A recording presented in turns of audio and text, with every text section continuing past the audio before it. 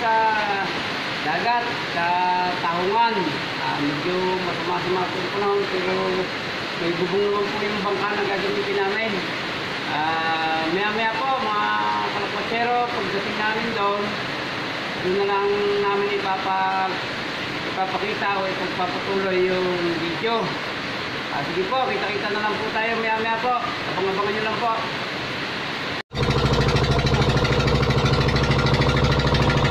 Po, mga kalapasero, papunta na po tayo doon sa area po ng isa-survey natin na kung saan magtatanim ng taong.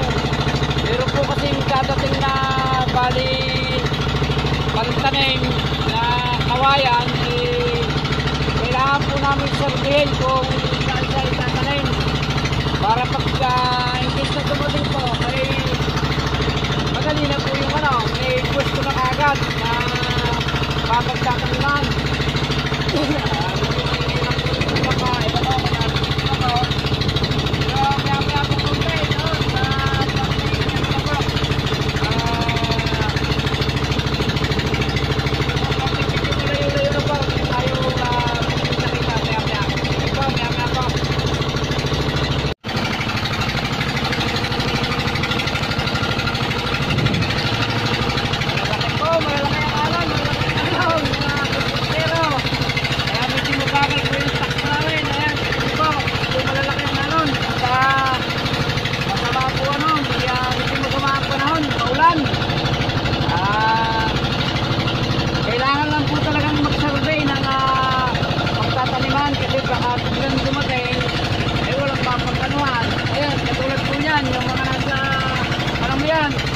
Ganyan po ang gagawin namin. Yan, yung may kubo na yan. Yun yung mga site na yan, may mga nakatusok. Nakikita nyo po yung mga nakatusok na buho o kawayan. Yan po yan. Ganyan po ang itatanim namin. Inilipat na po namin yung bundok sa dagat. Ganyan na po ang pamumuhay ngayon. Pinagpapalit-palit na po. Kung mga naggagatong, nanggagaling na po sa dagat, pinagagatong nila, yung mga naaagos yan, yun na dinadampot. Kaya nabaliktad na po. Baliktad na ang pangyayari ngayon. Ang bundok na po ang nilipat sa dagat. Yan, mga kalapasero, medyo malayo-layo po tayo sa mga area ng talagang Tahungan. Kasi itong lugar na ito, pagkapulo kahit mababa pa po ito, kaya hindi ko po ito pwede sa Tahungan yung area ito. Wala po, hindi kaunti lang po ang magiging tutukan ng taong dito. Kaya kailangan po sa medyo malalim-lalim para matagpos po yung kawayan. Pamiyamaya po ulit doon sa area ng Musno. Doon tayo makikano.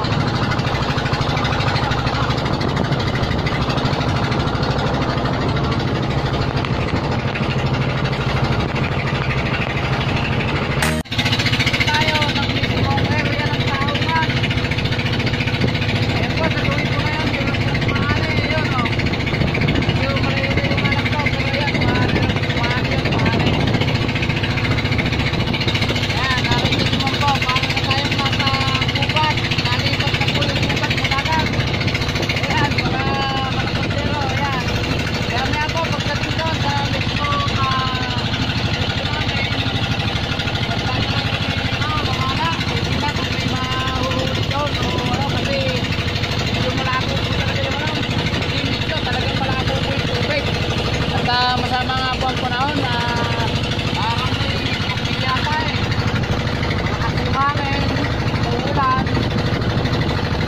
Yan Tingnan po yung ng Tahungan, parang parang balak ng mundo, may lalim.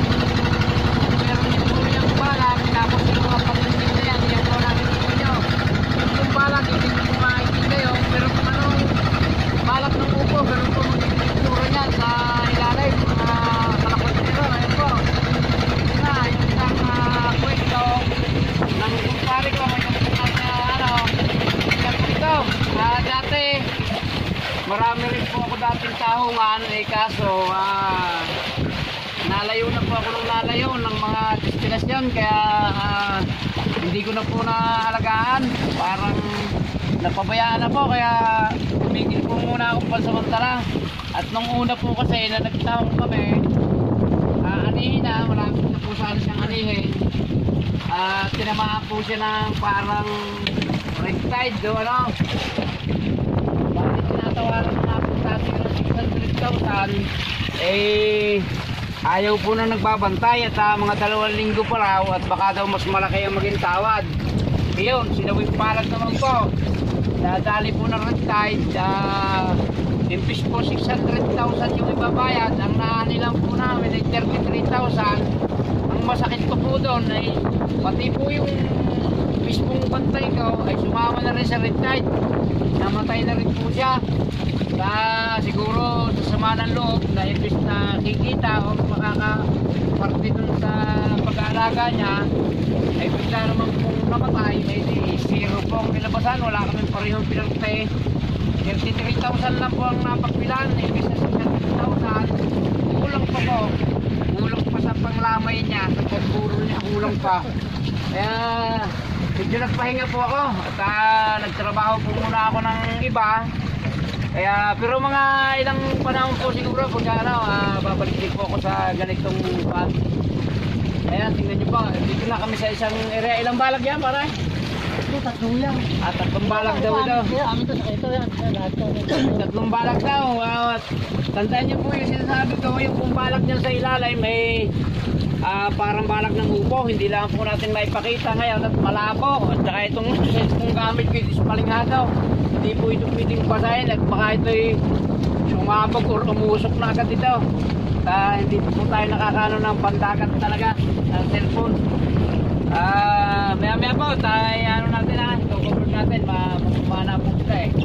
Kaya tayo alam kung makakahuli kasi malabo po talaga tubig. Iba po yung tubig, ayan nakatigil na kami, mahalon pa rin.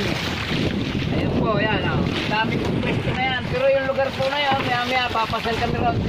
Pakita ko sa inyo kung paano sistema ng pag-aani. Yun gawin na yun, pero kung nag-aani, parang sila lang po yata ang nag-aani. Parang 2 lang yata kami bangka rito nakasaloob na sumuho.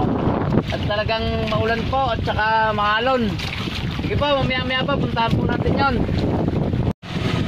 Kaahon lang po nung umani ng taong ito po siya, di ba, maya iangat po yan sa backpack na inat sa atin kung paano nilinis yan.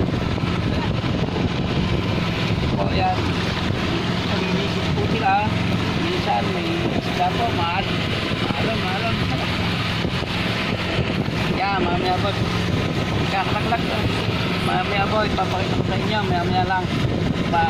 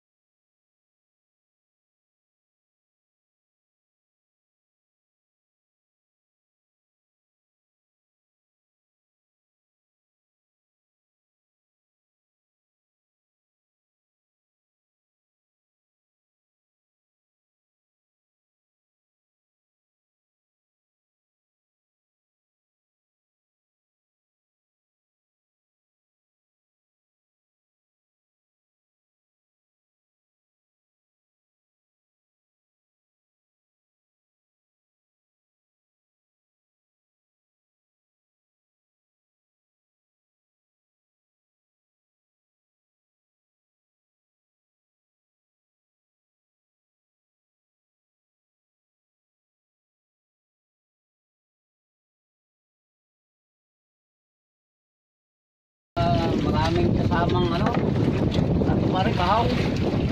Ang taon po, ito po siya kulay green. Ito po, ibang klase ito, yung bahong daw ito kung tawagin. Yan yung nakikita kong pinapakain sa mga supot, alimango. Pero ito original na tahong talaga. Tahong ng abukay.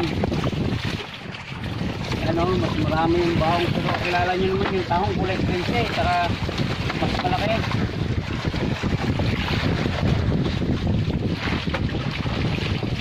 Yan o, kung ito siguro lalaki kahit siguro mga 50 pangka kaya punuin niya. Kaya o, tingnan nyo naman o, kapal ng bahong, isa lang ang tahong. Ano? Wala. Ang pakinabang ito. Palibangan saan tayo. Tayo dyan. Ano? May sabi, dati, pare, binigyan mo ko. Tinata ang huli ko mo. Tayo ng alibangan pa ito. Isang timbay, pinigyan ka na. Taba na eh.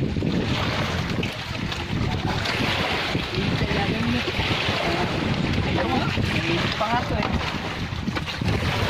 Ito ganit araw. At itaas na yung init pa eh.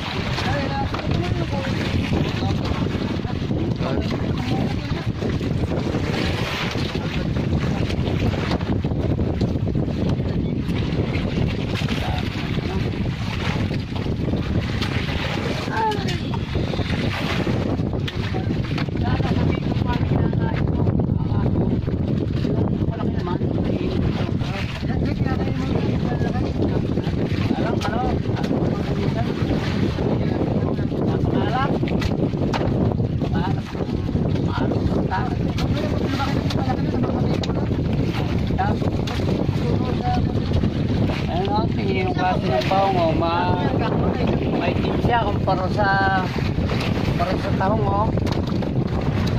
Layo ng ano, linya.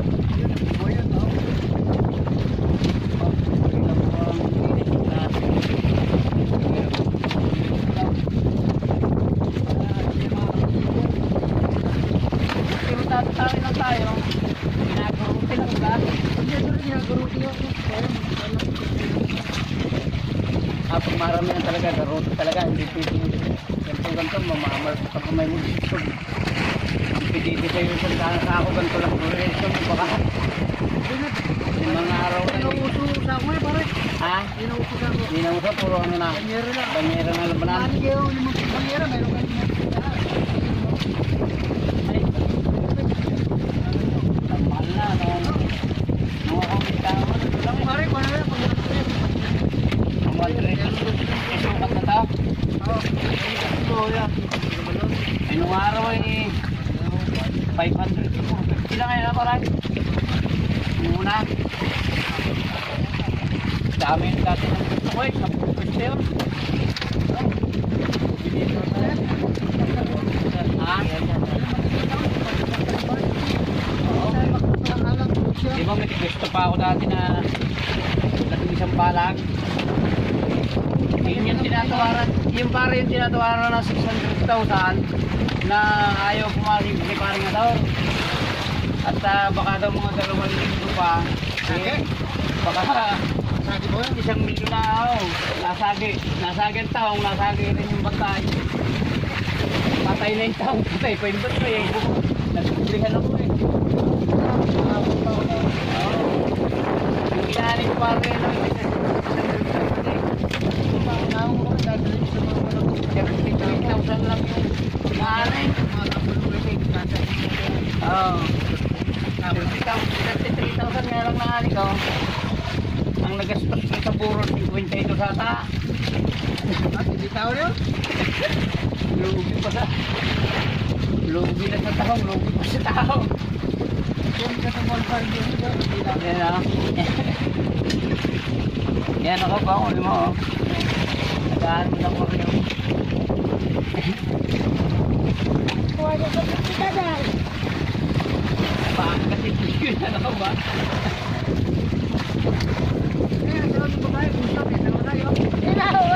Wala pa.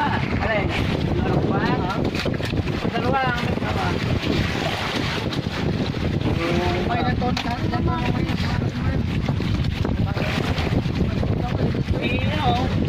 ano, video ko. Ito, malayo diferensya nila eh. Kasi 10 taon lang ito eh.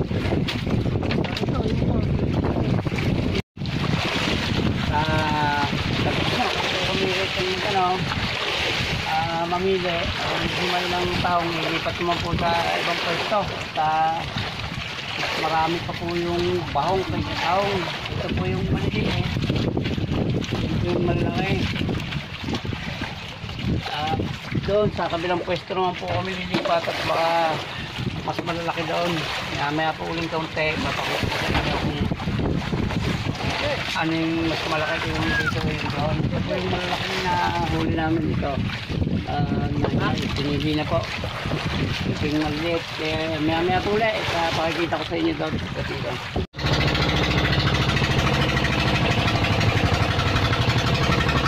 Ito po.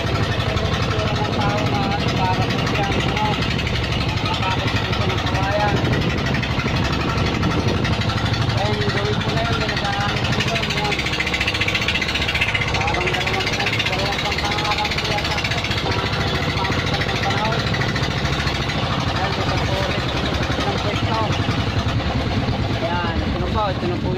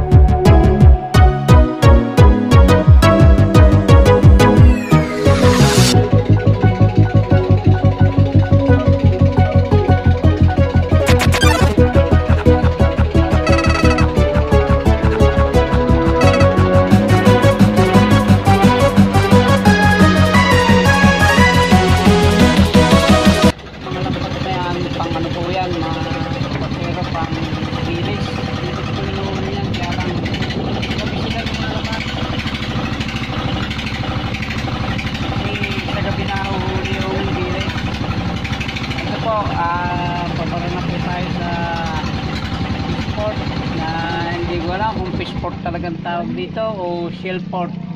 Madalang lang po kasi ang isdang ibinababa rito, puro po tahong at nakatalba at iba't ibang klase ng shell. Yan po, nakita niyo po yung sinasako na yan, ano po yan, tahong din po yan. So, bababa muna tayo ng mga gamit at ito po yung ating nakuha. Yan po. Okay na, sumagtad na po kami. Saglit lang po, mga kalakwatsero at magkano ka na yun? Tama ka. Okay, sige para si Jay. Okay po. Tatawag ko ano.